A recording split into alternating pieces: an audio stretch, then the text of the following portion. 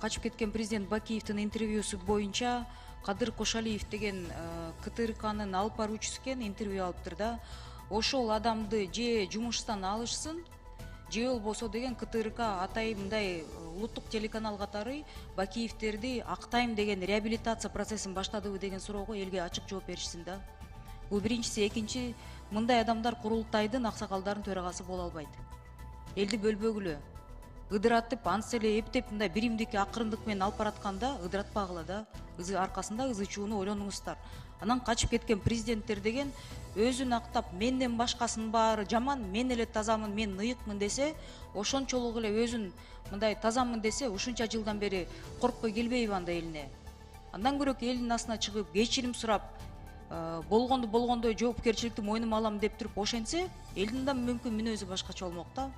Бирок бул жерде тескерисинче баардыгын жамандап туруп,